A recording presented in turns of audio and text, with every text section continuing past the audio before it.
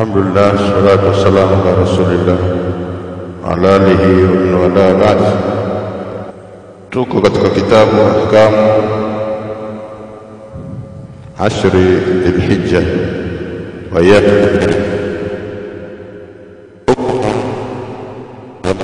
ya hija pamoja na yale masiku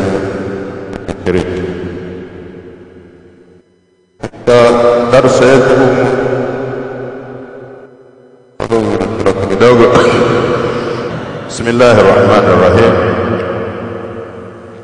Alhamdulillahi Rabbil Alamin, wassalatu wassalamu ala khatamin nabiyyin, wa ashhadu an la ilaha illallah wahdahu la sharika lah, wa ashhadu anna Muhammadan abduhu wa rasuluhu, amma ba'd. Tunasema baada haya لله تعالى على عباده أن أنعم عليهم في المواقف العظيمة وأيام الفضيلة لتكون مغنما للطائعين ميدانا لتنافس المتنافسين.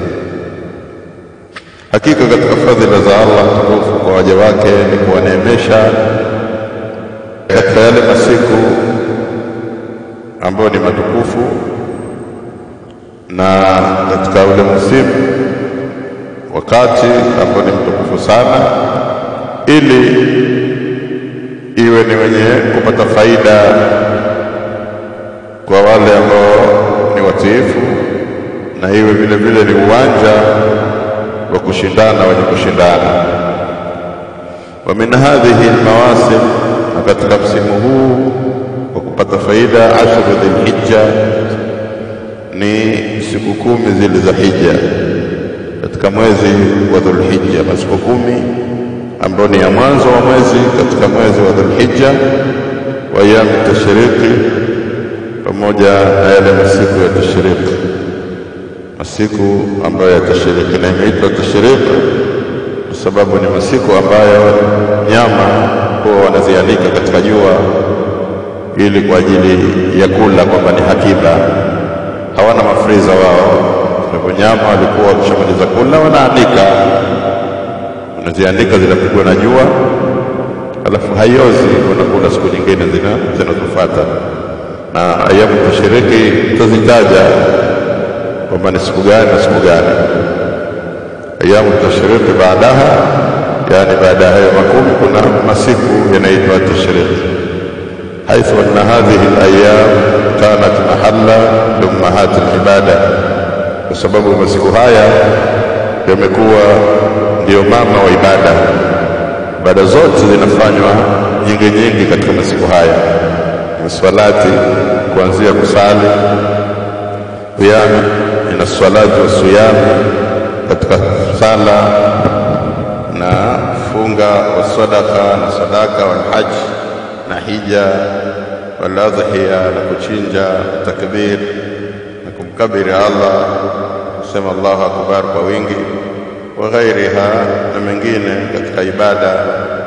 Walmuslimu mutalibu bi an yu'ammira hadhihi al-ayyam bi anwa'i al-qurbat, Muislamu ni mwenye kutakiwa ayaimarishe masiku haya kwa aina mbalimbali katika mambo kujikurubisha kwa Allah, wa alayhi yata'allama ahkam ash-shar'iyya, na ni juu yake Muislamu ajifundishe hukumu za kisheria almutaalliqa biha, zenye kufungamana na hayo mambo ya hija na hayo mambo ya kujikurubisha kwa Allah subhanahu wa ta'ala katika mambo ya sheria, liyuhsina istighlaliha kama yanbaghi, ili apate faida, kama apate faida nyingi nzuri kama inavyopaswa.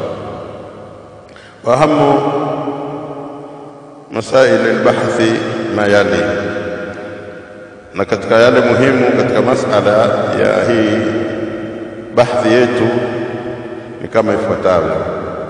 Katika yale muhimu ambayo tutayazungumzia kwenye bahthi yetu hii ni kama ifuatavyo, ndio ni mambo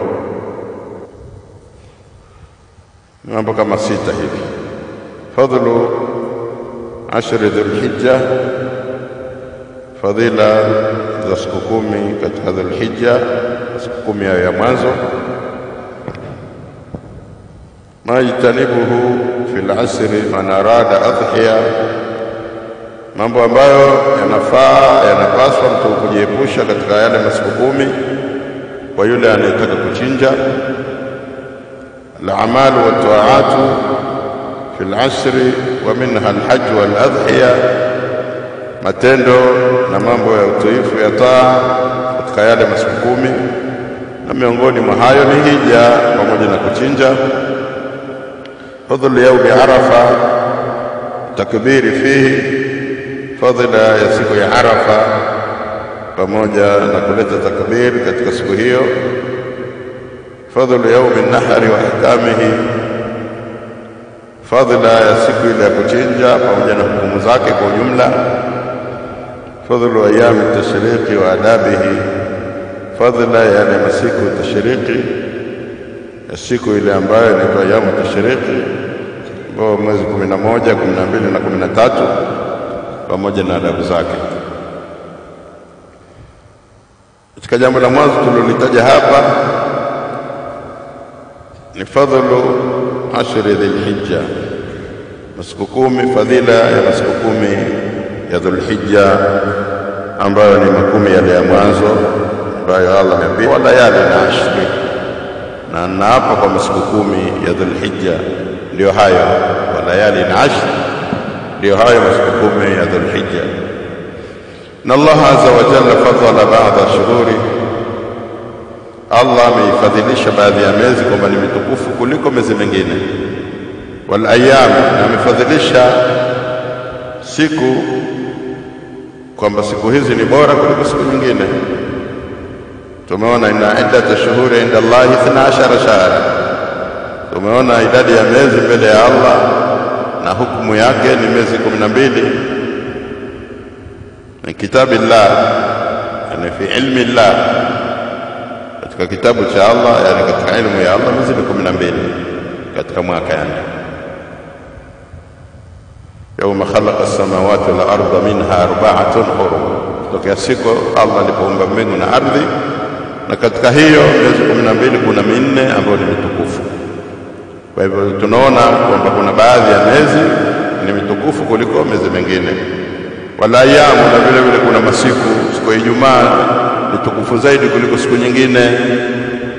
Sawa, siku ya Ijumaa tukufu, siku ya Arafa ni tukufu kuliko siku nyingine. Walayali, na vile vile kuna masiku, yani masiku bimaana ule wakati wa usiku, kama Lailatul Qadr mtukufu kuliko siku mwingine, ala baadhi, juu ya masiku mengine, liyakuna dhalika auna lilmuslim, ili iwe ni msaada kwa Muislamu li ziyadati al-amali, katika kuzidisha kufanya matendo ya kheri, wa raghbati fi taa, na awe na raghaba katika kuipenda mambo ambayo ya utiifu ya kumtukuza Allah na kumtii yeye, wa tajdidi nishati, na changamfu wake katika ibada uzidi kuwa mpya. Yu'adhima ajrahu, ili ujira wake ni mkubwa. Wa yuhadhu bi nasibin wafir, na apate hadhi kubwa kabisa ina thawabi ya thawabu, apate thawabu nyingi. Maana qad fadhala Allah ta'ala 10 Dhulhijja, na kwa hakika Allah mtukufu amefadhilisha masiku 10 ya Dhulhijja ala ghairiha, juu ya masiku mengine na layami katika masiku, kwa masiku yale 10 ni matukufu kuliko masiku mengine. Masiku 10 katika masiku ya Dhulhijja mpaka Allah kayapia wal fajri wa layalin 'ashr.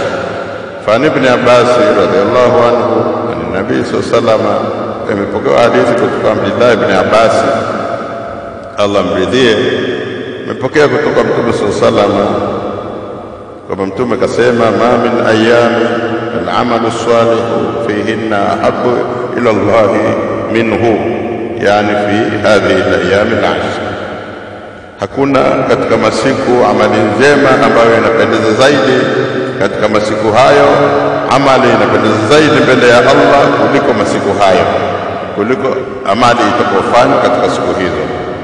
yani katika haya masiku 10. Qalu wala jihadu fi sabilillah, masahaba akasema wala kupigana jihadi katika njia ya Allah. Qala, mtume akasema wala jihadu fi sabilillah, wala kupigana jihadi katika njia ya Allah. Yani amali tukofanywa katika masiku 10 hayo, amali ya khairi, inapendeza zaidi mbele ya Allah kuliko chochote, hata jihadi. Yani katika kupigana jihadi katika masiku mengine yalikuwa sio hayo masiku 10.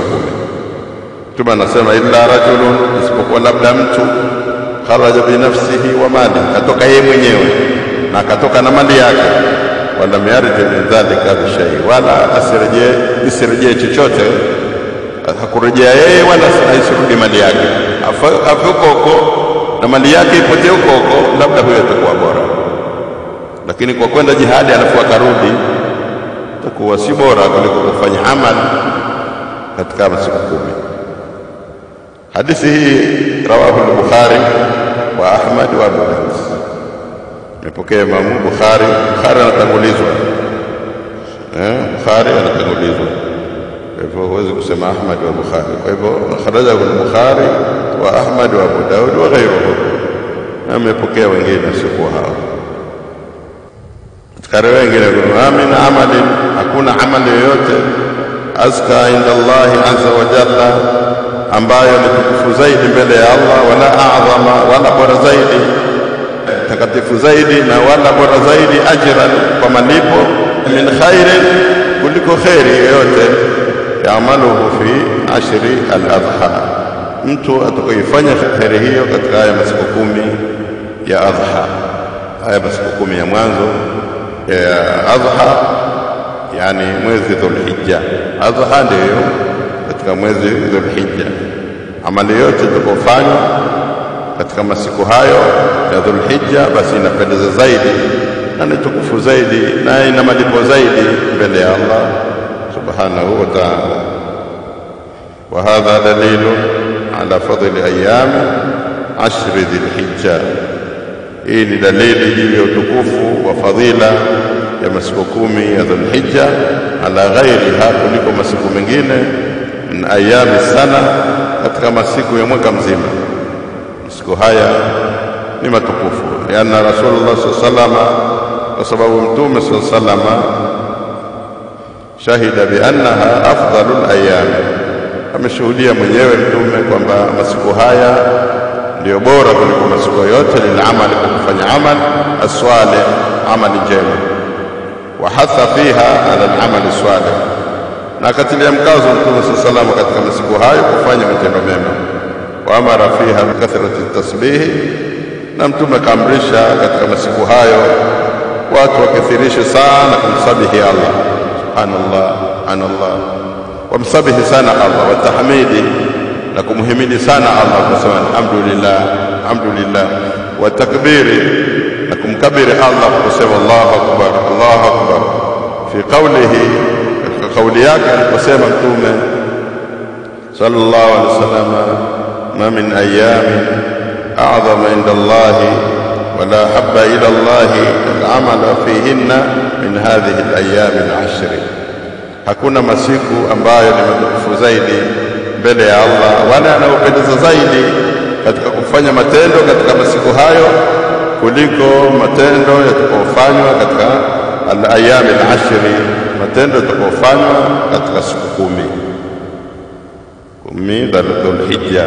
Fakthiru fihinna, kwa hivyo kathirisheni kwa wingi katika masiku hayo, ina tahlili, kumhalili Allah subhanahu wa ta'ala kwa kusema la ilaha illa Allah, wa takbiri, na kusema Allahu akbar, wa tahmidi, na kusema alhamdulillah. Rawahu Ahmad. Wa mimma yadullu ala fadliha aidan, katika dalili ni kuonyesha ufadhila wake masiku hayo, anna fiha yaumu Arafa, kwamba ndani yake katika masiku 10 hayo kuna siku moja inaitwa siku ya Arafa. Wa yaumu Nahar, na vile vile kuna siku ya kuchinja ambayo ndio inaitwa yaumu al-Hajj al-Akbar, siku ya hija kubwa. Hiyo ile siku ya kuchinja ile ndio imeitwa kwamba ni yaumu al-Hajj al-Akbar. akbar, siku ya hija kubwa, kwa sababu matendo mengi yanafanyika katika siku ile. Matendo mengi yanafanyika katika siku ile. Usiku wake watu wamelala Muzdalifa, alafu wanamkia wanaenda kupiga mawe katika jamarati, kwenye nguzo zile wanapiga mawe, alafu wanaenda kufanya tawafu ifadha, alafu wanaenda Safa na Marwa, alafu wananyoa nywele zao. Kwa hivyo matendo mengi yanafanyika siku ile, ikaitwa yaumul hajj al-akbar.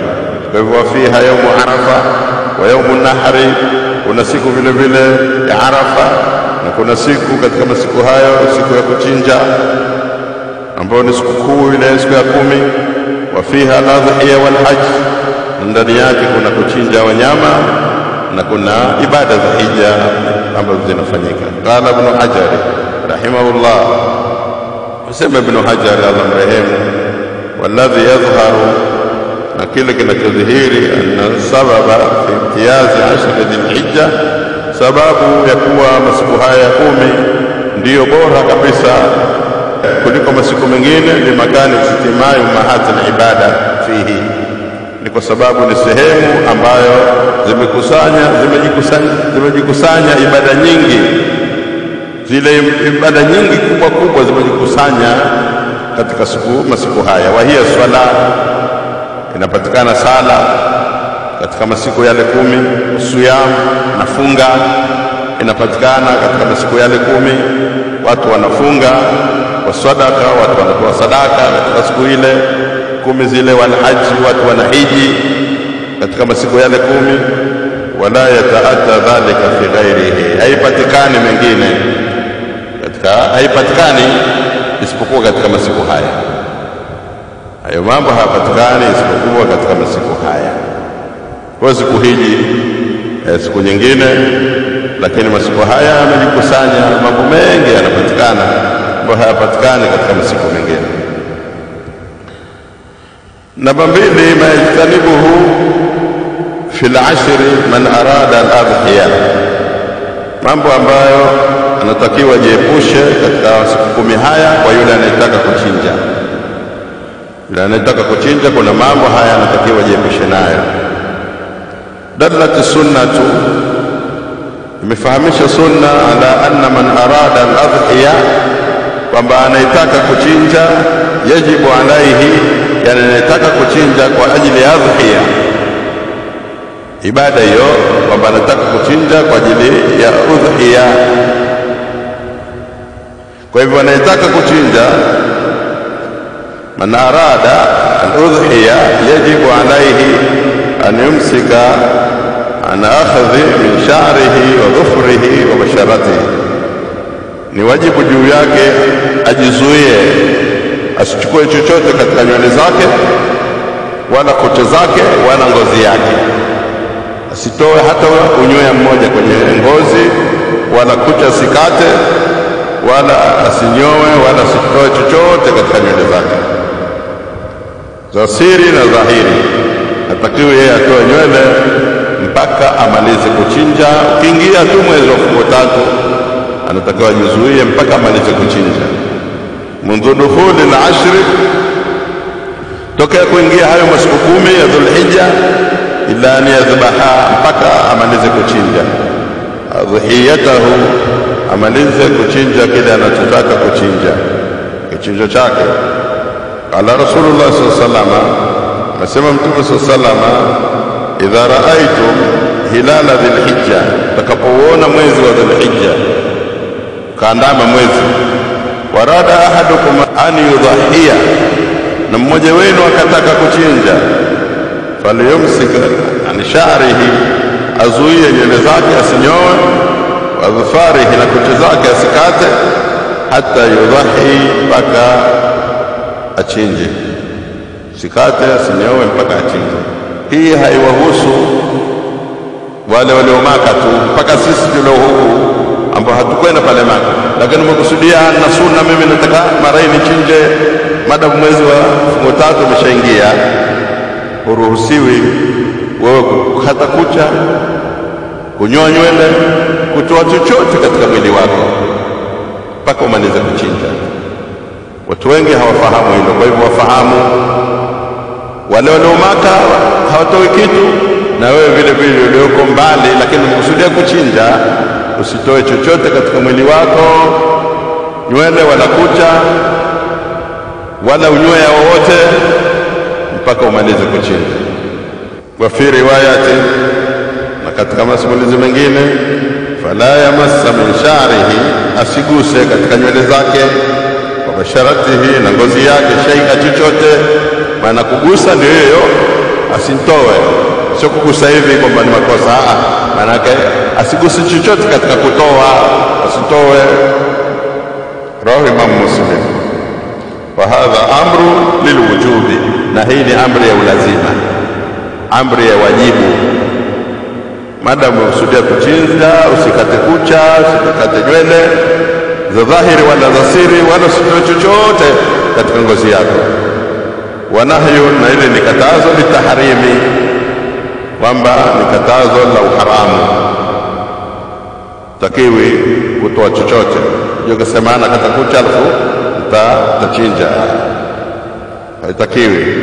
Ala larjahi, katika kauli yenye nguvu, kwamba ni amri ya wajibu, na baada Mtume alipokataza kwamba ni katazo, maana ukifanya utakuwa umefanya jambo la haramu. Katika kauli arjahil aqwali, katika kauli yenye nguvu ni hiyo, liadami wujudi swarifi lahuma, kwa sababu hilo katazo na hiyo amri haijaja amri nyingine wala katazo nyingine ambalo italiondosha, katazo ambalo italiondosha hili ambalo limetajwa hapa.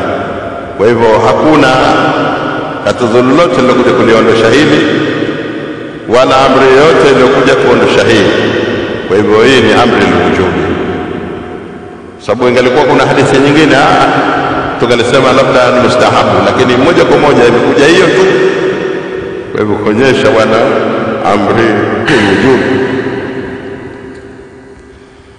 Fa idha ta'ammada al-akhdh, akichukusudia maksudi min sha'rihi wa adfarihi, akatoa nywele zake kwa maksudi, akakata kucha zake kwa maksudi, an yastaghfir Allah, juu yake kumtaka maghfira Allah, atake msamaha kwa Allah. Wala fidyata alayhi, hana fidia ya kufanya yeye. Anataka kuchinja lakini katoa nywele maksudi, basi amuombe msamaha Allah, kwa sababu ameenda kinyume na amri ya Mtume. Kishambe usitoe chochote, yeye katoa, wala hakuna fidia. Wal adhiyatuhu wal udhiya bihaliha, na kuchinja kwake atachinja katika hali hiyo alionayo, hata kama kanyoa, madamu ameshanuia kuchinja atachinja. Waman hitaja ila akhadhi shay, na anahitajia kutoa chochote, ima nywele au kucha, min dhalika lidhararihi, kwa sababu ya madhara. Nywele chawa, anachawa, wanamkera, wanamdhuru, itabidi nywele anyoe, ndio dhara imefika. Amepata ajali na lazima aambiwe anyoe ili paweze kuingia dawa, basi anahitajia kuchukua chochote katika mwili wake kwa sababu ya madhara. Fala ba'sa, hakuna shida, wala shay'a alayhi, wala hakuna chochote juu yake ambayo taambiwa labda atoe kafara au atoe fidia. Atatoa fidia kwa sababu ya udhuru ambao umempata. Wa man akhadha min sha'rihi, na yote atakayenyoa nywele zake, au dhufrihi, au kukata kucha zake, liadami iradatihi al-udhiya, kwa maana amekusudia yeye hachinji, ananyoa na kata kucha kwa sababu yeye hakusudia kuchinja. Thumma arada, lakini kisha kashanyoa au kashakata, kisha kaamua kwamba atachinja. Kwa hivyo amsaka hinaha, atajizuia huo wakati ambao tayari kashaazimia katika kuchinja, hapo atajizuia. Hataendelea tena kukata nywele, hataendelea tena kukata kucha, hataendelea tena kutoa chochote katika mwili wake, lakini atachinja. Walhukmu mutaalliqun bilmudahi, na hukumu ambayo inafungamana na anayechinjia mtu. Hapo amekusudiwa anayemchinjia mtu, na kauli ya mbele hayo ndio inaika wazi, wale wakili na yule aliyewakilishwa. Hukumu inofungamana na anayechinjia mtu na yule aliyewakilishwa kuchinja. Yani mimi nakwambia wewe nichinjie, mimi nakwambia wewe nichinjie nyama wangu, chukua pesa hizi, nunua mnyama alafu nichinjie. La yataallaqu bihi nahyun, yeye haifungamani kwake yeye katazo hili. Faman dhaha min ghairihi, atakayemchinjia mwingine biwasiyati, ima kampa wasia nichinjie, au wakala, au kampa wakala bwana nichinjie, fahadha la yuhramu alayhi, yeye kwake yeye si haramu akhadhu shay'in min sha'rihi, kuchukua chochote katika nywele zake akanyoa, au dhufrihi, au kucha zake, au basharatihi, au ngozi yake akatoa chochote katika ngozi yake. Malaika, mleta malaika haya manywele, anaweza akatoa yule aliyewakilishwa. Mimi niliyewakilisha natakiwa nijizuie, sikati nywele, usinyoe nywele, sikati kucha, mpaka yule aliyemwakilisha amalize kunichinjia. Yeye atanambia tayari bwana shichinja. Lakini huyu anayechinja mwenyewe amekawakilishwa na mtu, yeye anaweza akakata nywele, akakata kucha zake, akatoa chochote katika mwili wake, hakuna yeye. Hukumu hii haimfungi yeye, lakini yule anayechinja,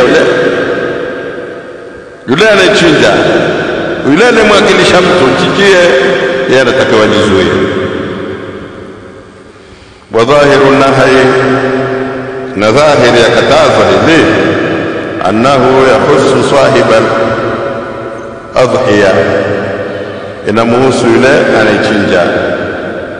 Yule anayechinja ndiye inamuhusu. Wala yaumu zawja, mke haimkusanyi, haingii, wala auladi na watoto, ghaira na wengineo hawaingii.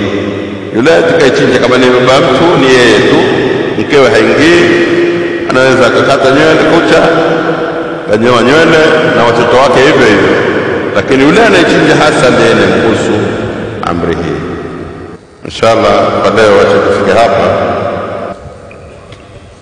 kama tunamaliza siku 2 au siku 3,